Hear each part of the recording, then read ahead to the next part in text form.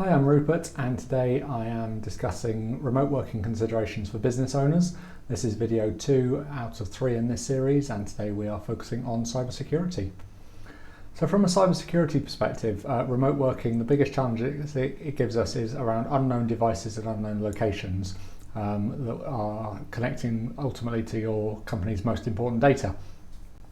So from a device perspective, the sort of questions that arise are, is the device company owned? Have we issued a business network that's been configured and secured in line with the business's existing policies? Or are we using your spouse's old laptop? Is it a home device? Was it bought off eBay last week? Does anyone else use that computer, or is it just you? Is it just used for business purposes? Is the system up to date? Has it been patched recently? Is it running the latest version of a business grade operating system, or perhaps something that's a number of years old now and no longer supported? Have we even got basic antivirus software running on the system? So the integrity of the devices that we're using to connect to the data play a massive part of the equation when considering cybersecurity. We also need to consider the location that the connections are coming from, or that we need to allow them from. Are we allowing work from home, or perhaps public locations like coffee shops or so on? Who's around you at Starbucks? Are you on an isolated network, or are you on the same network as everyone else in the building? Are you perhaps dialing into the office using a VPN, which does absolutely increase the security, but it does mean, of course, we've had to allow VPN connections into your office to facilitate that. Are there connections coming in from abroad? Is there any reason for anybody outside of the UK to connect to your network via VPN, for example? Or could we actually put a filter in place that only allows connections from the UK, thereby blocking anybody from Russia or from China, from Africa, anywhere else in the world, that there isn't a legitimate business need to dial into your network or potentially access your sensitive information? So from an assessment point of view, which is a large part of how we approach cybersecurity, the sort of questions we'd be asking are, what criteria can or do we use to restrict access to your systems and sensitive data? By kind of identifying those criteria, we can do a tremendous amount towards improving the security around enabling remote access to your network. Second concern from a cybersecurity perspective is the increased availability of access. So historically, your office may only be physically open from 8 till 6 Monday to Friday, and from a policies point of view, we can enable remote working as well. Enable log-on hours, acceptable log-on hours, so you couldn't even log into your computer at 7 o'clock in the morning on a Saturday, even if you happen to be in the office. We've had that sort of policy available to us historically. These days, the way the world works is very much more of a 24/7, always connected environment. And with the increase in cloud services, these services by nature need to be available to anybody to log in from anywhere in the world 24 hours a day, 7 days a week. And that very much changes the environment and the accessibility of them. Because those services are available for you to log in wherever, whenever you need to, ultimately they're online waiting for the hackers to try and log in as well, trying to break in as well, perhaps using your credentials 24 hours a day, 7 days a week. We need to consider that if we've opened up ports on your firewall to allow you to log in remotely to access data, even if only to establish a VPN connection, that those same ports are now able, and they're being listened. They are listening for incoming connections again potentially from threat actors, hackers, people just probing to try and log in using common usernames and password combinations.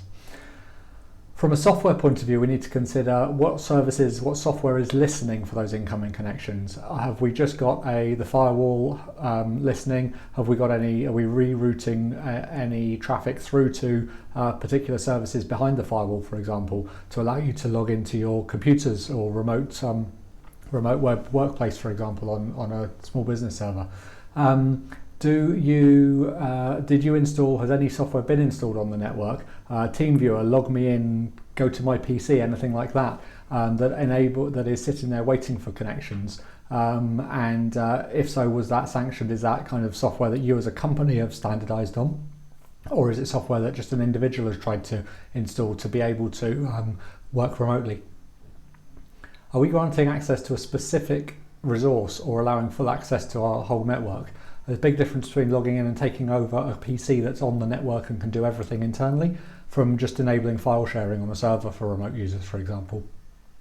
So when we're assessing the kind of risk profile of a company and the restrictions we need to put in place, the sort of questions we're going to be asking are, can we restrict access based on the time of day, the device that we're allowing to connect, the location, geographic location in the world where they are, or the user or job role within the organisation. Not everybody necessarily needs the same level of access, and also how do we monitor the usage? How do we check that the right people have got access to what they need, but at the same time we haven't let anybody else in? So that's the sort of thing we're looking for when enabling remote access onto a network.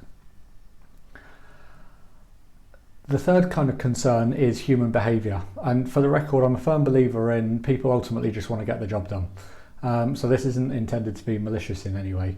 Ultimately, people just want a happy boss to get on with their job, get it done as quickly and efficiently as possible, and keep their job.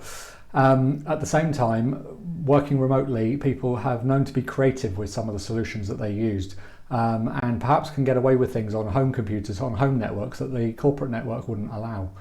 So the company Reich, who are a software development company, issued a survey specifically surrounding on the subject of cybersecurity and remote workers.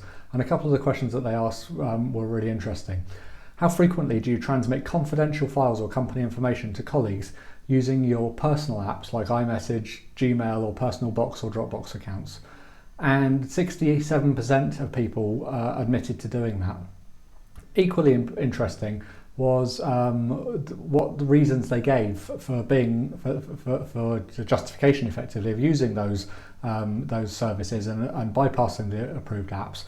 And some of the answers they gave were, my company doesn't provide anything with similar functionality. These apps are more convenient to use. You've got to be careful on the subject of convenience when you're talking about cybersecurity, because the two rarely go hand in hand. I prefer the user experience of the apps, i.e. they're easy to use.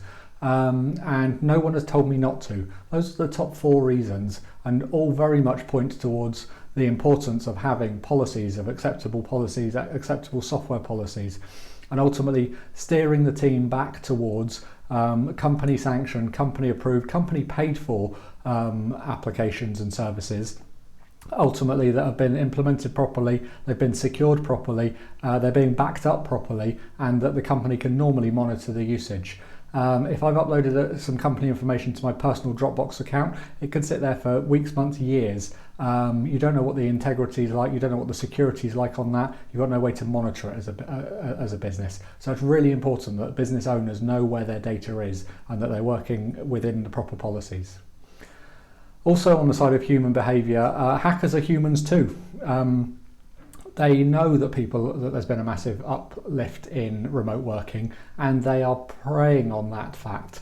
They know that there's an increased number of emails with links going out saying, we've got new remote access software, please click here to install it. Phishing attempts are on the rise, encouraging you to click on a link that you've been sent a spreadsheet by your colleague. Normally you just look over and say, did you send me that? But now you're working remotely, you might not want to interrupt them by picking up the phone, for example. So the hackers are aware of the trend and the changing working environment that remote working has brought about, and they're never far behind from trying to capitalise on those changes and trying to exploit them effectively. Another consideration is that monitoring what employees are doing, it can be increasingly challenging when you're monitoring a remote workforce. Within the business network, there's quite possibly monitoring going on the server or at the perimeter, at the firewall, the network security appliance, that allows more visibility of what's happening, what's being clicked on, which websites and so on are being visited. And depending on the cybersecurity solution that's protecting the remote working devices, the visibility might be significantly different from an IT perspective and a business owner's perspective. So we need to be aware of those things. Ultimately, we need to ask ourselves, what policies and training do we need to implement for our team to support remote working? So from an IT professional perspective, my focus is allowing people to stay safe, allowing businesses to stay safe while enabling remote working. Remote working is here to stay, there's no doubt about that. It's been evolving over years, and obviously COVID in 2020 caused a massive spike in the number of remote workers. But already there's lots of conversations people are having about whether or not they need offices, whether they need to be the size they are. Can team members stay remote working, or can they do partial remote working? Some days a week they're working from home and some days a week they're working in the office. So there's very much, it's going to be around for a while to come. My job is to determine the solutions and kind of discuss the acceptable risk that's specific to every company based on their needs and their requirements, and kind of work out the best way of achieving the functionality that a company needs to be able to enable remote working and maintain remote working securely. And ultimately it ends up as a balance between the right technology, the right policies and kind of training and human element, and people taking a responsibility for their actions and working within the guidelines that are laid out. I'd like to highlight this is very much an area where working with a trusted IT provider who knows and understands your business, they know your setup, they know the types of systems you're using, the software that you're using and that sort of thing, will make a huge difference. There's an awful lot of services out there on the internet that for 5 minutes and a credit card you can download some software and install it on your computer, and it will allow you to log in and work from anywhere, no problem at all. But with all due respect, you might not be aware of the security implications of doing that. You might not be aware of the security of the company that's doing it. You might not even be able to kind of lock it down properly, restrict it so that you can't log in from anywhere in the world, that it's only from your home or from a trusted device. You might not know to enable multi-factor authentication or the logging or the alerting or the other policies that as a IT company, we absolutely look at that sort of thing where we're doing it. So my strong recommendation would be to talk to IT experts, effectively, people that understand the implications of remote working, and it'll have a big impact. So the purpose of these videos is very much to encourage people to take action. The first step I would suggest is that you review your existing remote working facilities to ensure they're appropriate. In March 2020, a lot of decisions were made out of necessity, very urgently, very quickly, and to enable remote working when the UK went into lockdown. And that was okay at the time. A few corners may have been cut, a few decisions may have been made based on the resources, the time scale available at the time. But it's important, if we are adopting remote working moving forwards, that it's done in a secure way, and that the environment constantly be reviewed to make sure that it is still fit for purpose and in line with best practice and so on. Strongly recommend you document which applications and services are acceptable for use in your business and distribute that to your team and explain why.